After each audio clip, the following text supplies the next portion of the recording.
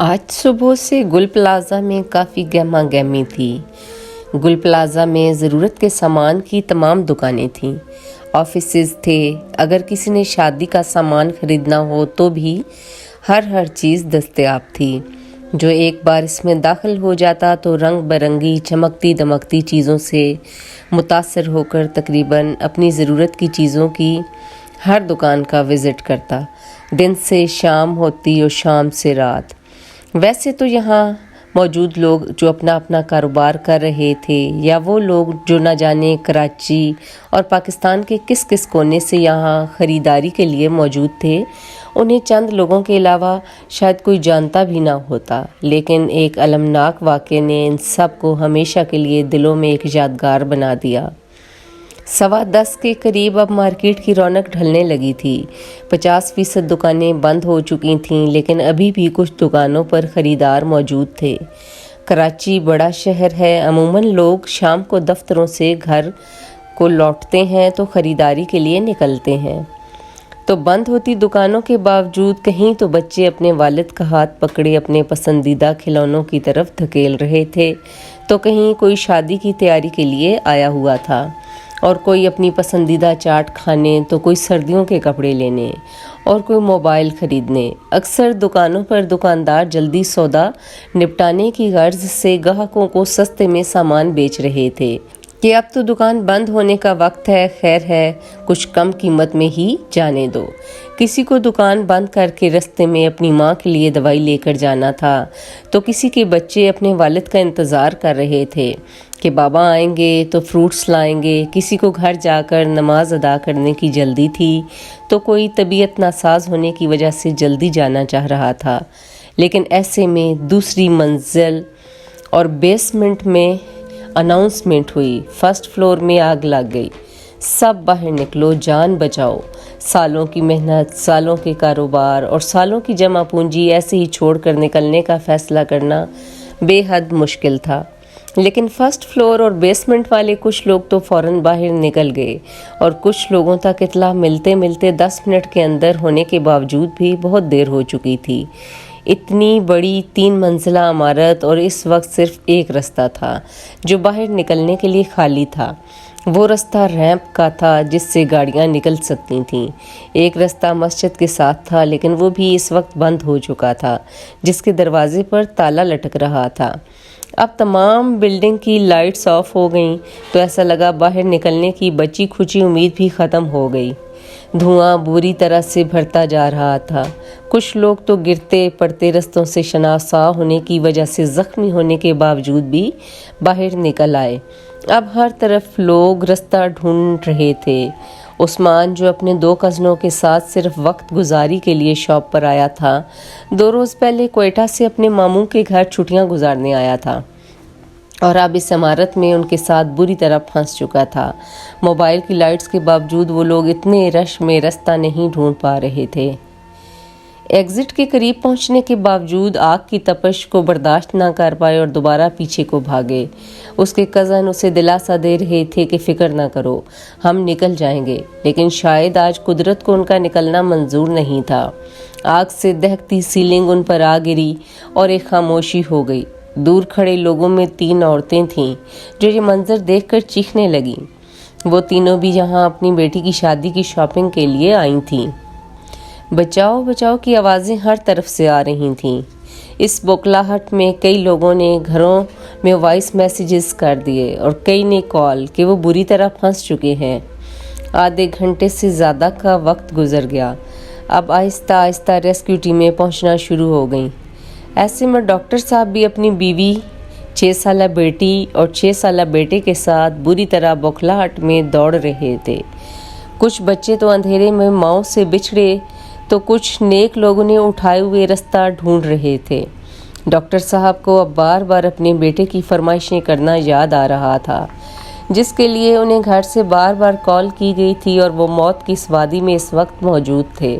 बच्चों का दम घुट रहा था। कितने ही लोग दम घुटने से ज़मीन पर बेहोशी की हालत में पड़े थे।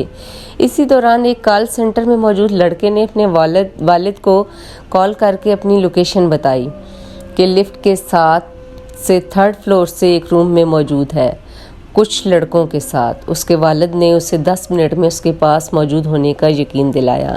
وہ بائک کو کانپتے ہاتھوں کے ساتھ سڑک پر دوڑا رہے تھے۔ وہ اپنے جوان بیٹے کو مرتا نہیں دیکھ سکتے تھے۔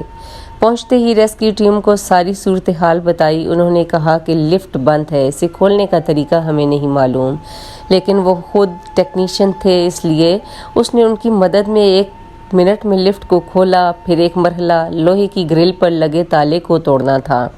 پھر 2 لوگوں نے مل کر ہتھوڑے سے اسے توڑا اور جلد ہی وہ اس لوکیشن پر پہنچ گئے۔ پھر انہیں ماسک پرووائڈ کرنے کو کہا۔ جلد ہی ماسک بھی پہنچ گئے اور وہ اس روم تک پہنچ گئے۔ یہ 3rd فلور تھا۔ یہ کمرہ ابھی تک آگ سے تو بچا ہوا تھا، لیکن تپش اور دھواں جان لیوا تھا۔ پھر بیٹے کو گلے سے لگایا اور اس لڑکے کے والد اور ایک ریسکیو اہلکار نے ان سب کی قطار بنوا کر بلڈنگ کے ساتھ لگائی گئی سیڑھی سے سب کو نیچے اتارا۔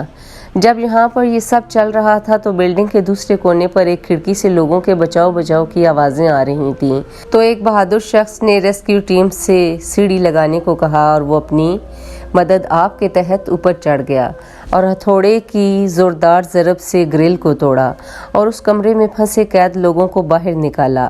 ان سب کے دوران فرقان، جو ایک ریسکیو اہلکار تھا اور اپنی ٹیم کے ساتھ اسی عمارت میں آگ بجھانے آ رہا تھا، وہ بچپن سے خطروں سے کھیلنے کا شوقین تھا اور بلا کا بہادر تھا۔ اس نے رستے سے اپنی ماں کو کال کی اور بیوی کو میسج کیا کہ ہم ایک مشن پر جا رہے ہیں، دعا کرنا، اور بیوی سے اپنے چند ماہ کے بیٹے کا خیال رکھنے کا کہا۔ وہاں پہنچتے ہی آگ کے شعلوں کو دیکھ کر سب کا دل دہل گیا اور وہ خود کو بے بس محسوس کرنے لگے کہ وہ کیسے اندر پھنسے لوگوں کو بچائیں۔ ایسے میں فرقان دوسری منزل تک سیڑھی کے ذریعے پہنچا اور ایک گیلری سے لوگوں کو بچانے کی خاطر اندر داخل ہوا، جہاں ان لوگوں کے موبائل کی لائٹس دکھائی دے رہی تھیں۔ اندر پہنچنے کے 1 منٹ بعد ہی عمارت کا وہ حصہ زمین بوس ہو گیا اور وہ ہمیشہ کے لیے امر ہو گیا، شہادت کے درجے پر پہنچ گیا۔ اس کے جذبے نے اپنے بچے کا بھی خیال نہ کیا۔ اسی عمارت میں ایک دکان کے اندر ایک عورت ایسی بھی تھی جسے موت کی سسکیاں سنائی دے رہی تھیں۔ سانس کی گھٹن سے برا حال تھا۔ بند ہوتے ہوئے سانس کے ساتھ اسے اپنے گھر سے نکلنا یاد آیا، جب وہ اپنی 2 بیٹیوں کو دادی جان کے پاس چھوڑ کر اپنے دنیا میں آنے والے بچے کے لیے چند ضروری چیزیں لینے آئی تھی۔ اور تھوڑی دیر پہلے ہی اس نے اپنے خاوند کو کال ملائی اور کہا کہ ہم آگ میں جھلسنے والے ہیں۔ اس کے قریب ہی ایک بچہ رو رہا تھا، ابو بچاؤ، ابو بچاؤ۔ وہ چاہتے ہوئے بھی کسی کے جگر گوشے کو سہارا نہ دے سکی اور وہ خود زمین میں ڈھہ گئی اور پھر اس کا کچھ پتہ نہیں۔ فائر فائٹرز کی گاڑیاں آتی رہیں اور بار بار پانی لاتی رہیں، لیکن اب کسی کو عمارت میں جانے کی اجازت نہ تھی کیونکہ 2 حصے منہدم ہو چکے تھے۔ مزید لوگوں کو اندر بھیجنا موت کے منہ میں بھیجنے کے برابر تھا۔ اسی افراتفری میں ایک جوان سالہ لڑکا زمین پر گرا ہوا تھا، جو صرف ایک موبائل چارجر ہی تو لینے آیا تھا، جو اس حادثے کا شکار ہو گیا۔ اس عمارت میں ایک کراکری کی شاپ پر کافی خواتین اور بچے اور دکان پر کام کرنے والے 4-5 لوگ بھی موجود تھے۔ اس افراتفری میں ان سب کو یہی سمجھ آیا کہ دکان کا شٹر بند کر لیا جائے، شاید بچ جائیں، شاید ریسکیو ٹیمیں اس وقت تک پہنچ جائیں۔ سب ایک دوسرے کو دلاسا دے رہے تھے، پھر دلاسا دینا بھی مشکل ہو گیا۔ باہر آگ کے شعلے اور اندر جہنم کی سی تپش اور دھواں۔ پھر آہستہ آہستہ اس دکان کے اندر دعاؤں کی آوازیں بھی، تنگ ہوتے ہوئے سانس کی آواز اور مدھم سسکیاں، سب ختم ہو گیا۔ یہ تو عمارت کے اندر کا احوال تھا۔ باہر بھی کوہرام مچا ہوا تھا۔ جن جن کے پیارے اندر تھے وہ باہر تڑپ رہے تھے۔ وہ کئی سوال اٹھا رہے تھے۔ انہیں اپنے پیارے زندہ حالت میں چاہیے تھے، اور اگر وہ مر بھی چکے تھے تو انہیں اپنے گھر والوں کے سامنے لے جانے کے لیے ان کی میتیں چاہیے تھیں۔ کئی لوگوں نے عمارتوں سے چھلانگ بھی لگائی، کئی بری طرح جھلسے ہوئے باہر نکلے۔ جس کے خاندان کے لوگ لاپتہ تھے، کوئی ہسپتال میں دوڑ رہا تھا تو کوئی گل پلازا کے باہر تڑپ رہا تھا۔ انہی میں ایک بزرگ جن کا ایک بیٹا تو مر چکا تھا، لیکن دوسرا اسی جلتی ہوئی عمارت کے اندر لاپتہ تھا۔ دونوں کے 3 بچے تھے جو یتیم ہو گئے تھے، اور ان کا واحد کفیل یہ بوڑھا شخص رہ گیا تھا۔ اتنی ہولناک آگ کے باوجود بھی لوگ آس لگائے بیٹھے تھے کہ ان کے پیارے شاید کسی کونے میں سلامت ہوں۔ اس واقعے کو 2, 3 اور پھر 4 روز بیت گئے۔ آگ بار بار بھڑک اٹھتی، ان گنت لوگ ابھی بھی لاپتہ تھے، باہر کھڑی ہر آنکھ اشک بار تھی۔ یہ سانحہ کوئی پہلا یا آخری سانحہ نہیں تھا، نہ جانے ایسے اور کتنے سانحے ہوں گے جو صرف اور صرف لاپرواہی اور حفاظتی اقدامات نہ ہونے کے نتیجے میں ہوتے ہیں، جنہوں نے کئی بچے یتیم کر دیے، کئی ماؤں کا جوان بیٹوں کا سہارا چھین لیا۔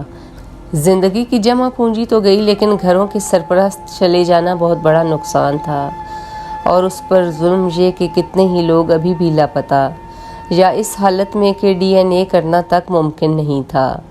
دن، مہینے، سال گزریں گے اور یہ جگہ صرف ایک نشان بن کے رہ جائے گی، لیکن جو خسارہ انسانی ضیاع کا ہوا وہ کبھی پورا نہیں ہو سکے گا۔ یہ کہانیاں تو وہ تھیں جو میرے علم میں تھیں، اس کے علاوہ ان گنت لوگوں کی زندگیاں اور ان کے خاندانوں کی ان سے بندھی امیدیں گل پلازہ کے ملبے اور راکھ میں دفن ہو چکی تھیں۔